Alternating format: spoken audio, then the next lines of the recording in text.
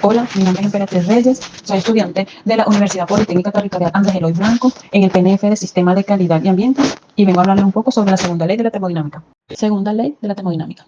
La termodinámica es la ciencia de la energía que se rige por las leyes fundamentales que definen los límites y la dirección de todos los procesos físicos. Mientras que la primera ley establece el principio de conservación de la energía, la segunda ley de la termodinámica introduce la noción crucial de la calidad de la energía y la dirección natural de los procesos. El presente estudio aborda la segunda ley de la termodinámica, un pilar fundamental de la física que trasciende a la simple conservación energética establecida por la primera ley. El análisis se centró en comprender no solo la cantidad, sino calidad de la energía y la direccionalidad intrínseca de los procesos naturales. Para ello fue crucial definir la entropía, la propiedad que cuantifica el desorden molecular y la energía indisponible para realizar trabajo. La investigación procedió con el análisis del balance de entropía para un volumen de control, estableciendo el principio de incremento de entropía como la métrica de la irreversibilidad y la ineficiencia. Posteriormente, constaté las dos fórmulas clásicas de la ley, el enunciado de Kelvin-Plan, que impone un límite infranqueable a la eficiencia de las máquinas térmicas, y el enunciado de Clausius, que obliga la entrada de trabajo en dispositivos como la bomba de calor para mover calor de frío a caliente. Finalmente, se utilizó el ciclo de Carnot como el punto de referencia teórico para los procesos reversibles y se exploró los diagramas TS y pH como herramientas analíticas esenciales para visualizar el comportamiento de los fluidos de trabajo. La segunda ley de la termodinámica, cuando se aplica a un volumen de control, se expresa a través del principio de incremento de entropía, PIE, que establece que la tasa de cambio de la entropía dentro del volumen de control es igual a la tasa neta de transferencia de entropía a través de sus fronteras más la tasa de generación de entropía dentro del volumen de control.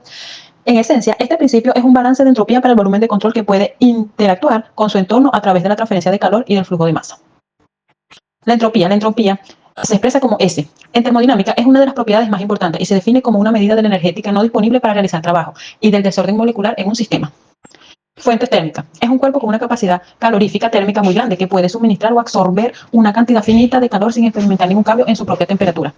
Máquina térmica. Es un dispositivo que opera en un ciclo térmico con el propósito de convertir energía térmica, calor, en trabajo mecánico neto. Funcionamiento básico de una máquina térmica es absorber el calor, producir trabajo neto, rechazar el calor restante a un sumidero de baja temperatura como el aire o el ambiente o unas aguas de refrigeración.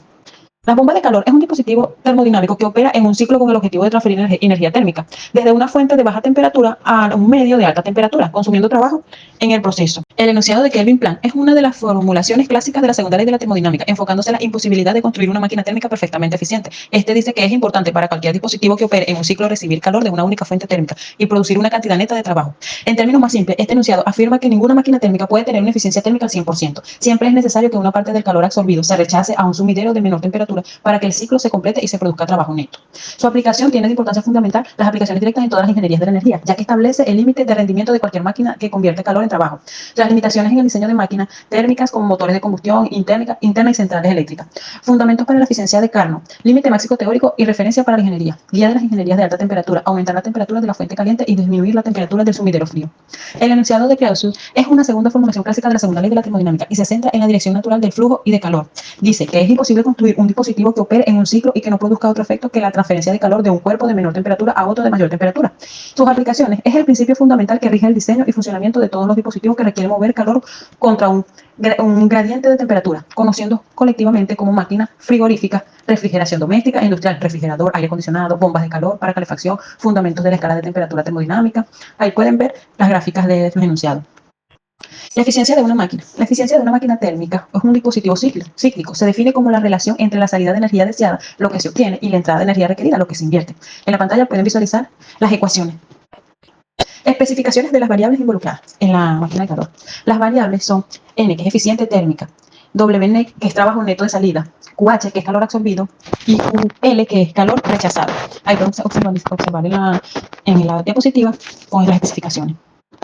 Los procesos reversibles, llamados ideales, es un proceso idealizado que una vez ocurrido puede ser invertido completamente sin dejar ningún cambio en el sistema ni en sus alrededores. Sus características claves son el equilibrio, la ausencia de irreversibilidad y la entropía. Su propósito son los procesos irreversibles se utilizan como un estándar teórico para determinar la máxima eficiencia que un dispositivo puede alcanzar. Sus aplicaciones teóricas en el ciclo de Carnot, que confiere la máxima eficiencia posible entre dos temperaturas dadas, y la eficiencia isentrópica, que se usa como referencia para calcular la eficiencia isentrópica de turbinas o compresores, comparando el rendimiento real con el rendimiento isentrópico. En los procesos irreversibles reales, es un proceso que una vez ocurrido no puede ser invertido para restaurar el sistema y sus alrededores a sus estados iniciales. Todos los procesos que ocurren en la naturaleza son irreversibles, por ejemplo. En sus características clave, irreversibilidades, mecánicas, termotérmicas, fluídicas, químicas y trabajo perdido. En sus aplicaciones, los motores reales. En un motor de automóvil de fricción entre la presión del cilindro, la combustión espontánea y la transferencia de calor a través de las paredes del cilindro, todos son irreversibilidades que producen la eficiencia real por debajo del límite teórico del Carnot. Intercambiadores de calor. La diferencia de temperatura necesaria entre los dos fluidos para que ocurra la transferencia de calor es una irreversibilidad inherente. Una mayor diferencia de temperatura significa una mayor generación de entropía y un diseño menor de eficiencia. En fluidos de tubería, la fricción del flujo con las paredes de las tuberías y las pérdidas por presión debido a las válvulas y accesorios son irreversibilidades que disipan la energía mecánica del fluido en forma de calor y aumentan la entropía.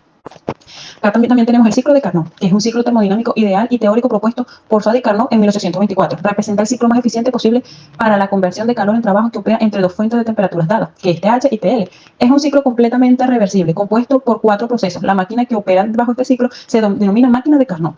Ahí en la pantalla pueden visualizar en la gráfica el ciclo de Carnot. Su propósito sirve como estándar teórico de rendimiento para todos los ciclos térmicos reales. Ninguna máquina térmica operada entre las mismas temperaturas puede tener una eficiencia mayor que la de una máquina de Carnot. Reversibilidad. Todos sus procesos son reversibles, lo que implica que no hay generación de entropía en el sistema ni en sus alrededores. En sus aplicaciones, en establecimiento de límites, se utiliza para determinar la eficiencia máxima a la que una máquina real podría operar. Si una máquina real afirma tener una eficiencia superior a la de Carnot, sus datos son incorrectos, ya que violaría la segunda ley. Ciclos inversos. El ciclo de Carnot opera a la inversa, proporcionando el coeficiente de desempeño máximo teórico para refrigeradores y bombas de calor, estableciendo los límites de rendimiento para la tecnología de climatización. La escala de temperatura absoluta. La eficiencia de Carnot fue fundamentada para el desarrollo de la escala de temperatura termodinámica, Kelvin, ya que su eficiencia depende exclusivamente de las temperaturas.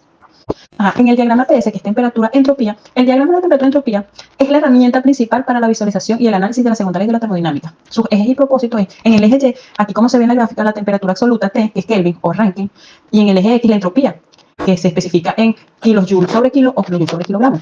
Su propósito simplifica el análisis de las transferencias de calor y el concepto de entropía. Su análisis y representación, transferencia de calor. El área bajo la curva de los procesos reversibles en el diagrama TS es igual a la transferencia de calor involucrada en ese proceso, que dice que TdS es igual a Q.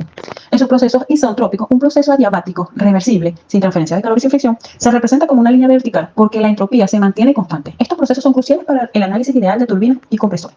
En los procesos isotérmicos, un proceso a temperatura constante se representa como una línea horizontal. En el ciclo de Carnot se representa como un rectángulo perfecto en el diagrama TS, simplificando enormemente el cálculo de su eficiencia. En un domo de saturación muestra la región donde coexisten las fases líquida y vapor, las líneas isobáricas y las líneas de entalpía. Tienen inclinaciones específicas dentro de este domo. En el diagrama pH, que es presión-entalpía, también conocido como diagrama de Moyer, es indispensable en el estudio de la refrigeración y los ciclos de vapor, sus ejes y su propósito. En el eje Y, la presión absoluta, P, que se mide en kilopascal o bar, y en el eje X, la entalpía, H. En la entropía específica, que se mide en H minúscula, que es en kilojoule o kilojoule sobre kilogramo. Su propósito permite leer directamente la entalpía que es necesaria para aplicar la primera ley de la termodinámica bajo el balance de energía. En equipos de flujo estacionario, las turbinas, compresores, evaporadores y condensadores. En la pantalla puede ver la gráfica del diagrama pH. En su análisis y representación en balance de energía, el cambio de la entalpía se lee directamente en el eje X. En un evaporador es igual al calor absorbido. En un compresor es igual al trabajo de entrada. En el ciclo de refrigeración, como el ciclo de compresión de vapor, se grafican directamente en este diagrama. La expansión a través de una válvula entálpica se representa como una línea vertical. Entalpía constante es 0, es igual a 0. La condensación y la evaporación, los procesos a presión constante, se representan como líneas horizontales.